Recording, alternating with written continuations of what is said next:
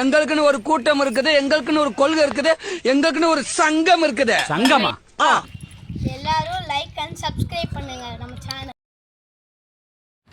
ரூபா, எங்கள் வீட்டில் சம்பா ரவா இருக்குது, அதை வச்சு ஏதாவது ஒரு டிஷ் பண்ணலாமா? சம்பா ரவையா? ஸ்வீட் பண்ணலாமா இல்லை வந்து உப்புமா அதை மாதிரி ஏதாவது காரம் மாதிரி பண்ணலாமா? அப்படி பார்த்தீங்கன்னா பசங்களாம் இருக்காங்க, இன்னைக்கு ஸ்வீட்டே பண்ணிடலாம். சரி ஓகே, அப்போ சம்பா ரவை வச்சு பாயசம் பண்ணிடலாமா? Okay okay. நல்லா ஹெல்த்தியானதும் கூட, பசங்களும் எல்லாருக்குமே ஆளுக்கு ஒரு டம்ளர் கொடுத்துடலாம். ஓகேவா? சரி வாங்க, அப்போ தேவையான இன்க்ரீடியன்ஸ்லாம் போய் எடுத்துகிட்டு வந்துடுறீங்களா பவானி? தேவையான பொருள் எல்லாம் எடுத்துகிட்டு வந்துடலாமா? எடுத்துகிட்டு வந்துடலாம் பிரியா. போய் எடுத்துகிட்டு வந்துடுறேன். சரி. நானும் எடுத்துகிட்டு வந்துடுறேன்.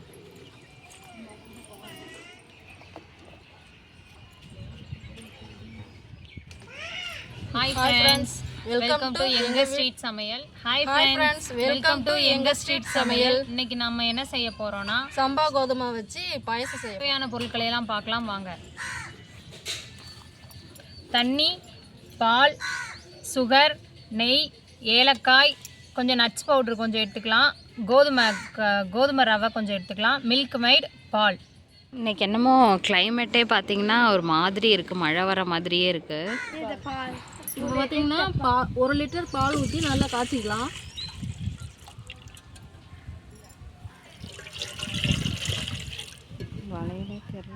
பால் நல்லா கொதிச்சதும் ஊற வச்ச சம்பா ரவையை இதில் போட்டுக்கலாம். சம்பா ரவையை நாங்கள் கொஞ்சம் தண்ணி ஊற்றி ஒரு அரை மணி நேரம் ஊற வச்சுருக்கோம்.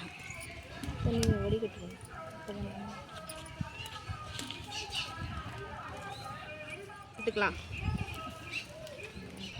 கோதுமை நல்லா வெந்துருச்சு, அதனால நம்ம சர்க்கரை கொட்டிக்கலாம். தேவையான அளவுக்கு சர்க்கரை போட்டுக்கலாம். அளவுக்கு மில்க் மேட் யூஸ் பண்ணிக்கலாம்.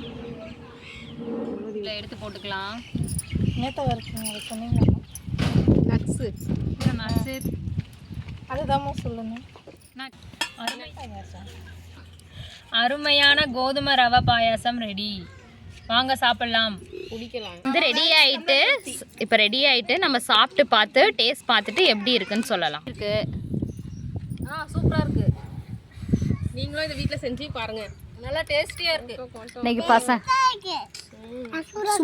நாகார்ஜுன் எப்படி இருக்கு? நல்லா இருக்கு. தீக்ஷன் எப்படி இருக்கு? சூப்பரா இருக்குது. எப்படி இருக்கு? நல்லா டேண்டி. சம்பா ரவை வச்சு நான் உப்புமா தான் செய்வேன், ஆனால் பாயாசம் செமையாக டேஸ்ட்டாக இருக்குது. எல்லாரும் லைக் அண்ட் சப்ஸ்கிரைப் பண்ணுங்க நம்ம சேனலை. எல்லாரும் நம்ம சேனலை சப்ஸ்கிரைப் பண்ணுங்க.